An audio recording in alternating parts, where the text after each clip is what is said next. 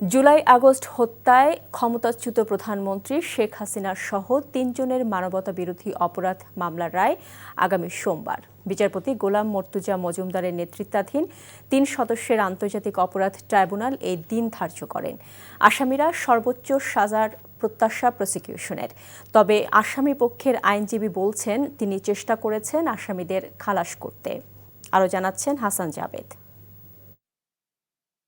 সাবেক প্রধানমন্ত্রী শেখ হাসিনা, আসাদুজ্জামান খান কামাল ও Chowdhury Abdullah Al Mamun July August আন্দোলন দমনে ঊর্ধ্বতন নেতৃত্বে থেকে উস্কানি ও হত্যার নির্দেশসহ মানবতাবিরোধী অপরাধ সংগঠন করেছেন বলে অভিযোগ আনে প্রসিকিউশন।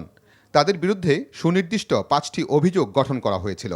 এই মামলায় রাজসাক্ষী এবং তদন্ত কর্মকর্তা সহ মোট 54 জন সাক্ষী সাক্ষ্য দেন। এরপর উভয় পক্ষের যুক্তি পাল্টা যুক্তি উপস্থাপনের মধ্য দিয়ে গত 23 অক্টোবর বিচার কাজ সমাপ্ত হয়।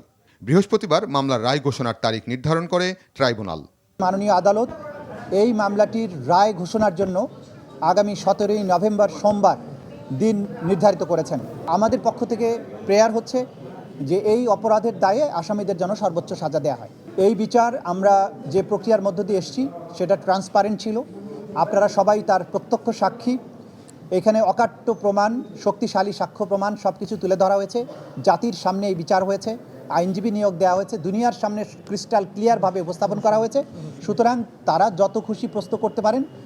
আইন তার নিজস্ব গতিতে চলবে, ন্যায় বিচার তার নিজস্ব গতিতেই চলবে। তবে রাষ্ট্রনিযুক্ত আসামি পক্ষের আইনজীবী বলছেন 2 আসামি অনুপস্থিত থাকায় তার মামলা পরিচালনায় কিছু সীমাবদ্ধতা ছিল। তারপরও আসামিরা ন্যায় বিচার পাবেন বলে প্রত্যাশা তার।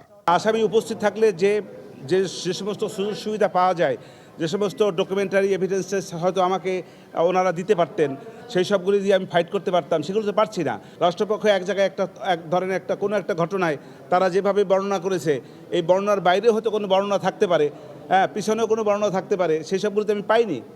অতএব এই জায়গাটা থেকে আমার কিছু সীমাবদ্ধতা ছিল। সব কিছু মিলিয়ে আমি বিশ্বাস করি আমার আসামিদ্বয় খালাস পাবে। রায়ের তারিখ ঘোষণা উপলক্ষে জুলাই শহীদ পরিবারের কয়েকজন সদস্য ট্রাইব্যুনালে উপস্থিত ছিলেন। তারা সব আসামির সর্বোচ্চ শাস্তি এবং রায়ের পর তা দ্রুত বাস্তবায়নের দাবি জানান। আমার মিরাজের বিচারের যাত্রাবাড়ির একটা পুলিশ যাতে কোনোভাবে ছাড়া না পায়, তাদেরকেও ফাঁসির কাজ মরায় দাঁড় করাতে হবে। কেন জুলাই আগস্ট আন্দোলনে যারা শহীদ হয়েছিলেন এবং যারা পঙ্গুত্ব বরণ করেছেন ও আহত হয়েছেন, তাদের পরিবারের প্রত্যাশা আসামিদের সর্বোচ্চ শাস্তি নিশ্চিত হবে। রাষ্ট্রপক্ষ আসামিদের সর্বোচ্চ শাস্তি নিশ্চিত করতে তথ্যোপাত্য সাক্ষ্য প্রমাণের মাধ্যমে সর্বোচ্চ চেষ্টা চালিয়েছেন। অপরদিকে আসামিদের খালাস করতে আসামি পক্ষের আইনজীবীও তার সাধ্যমতো চেষ্টা চালিয়েছেন।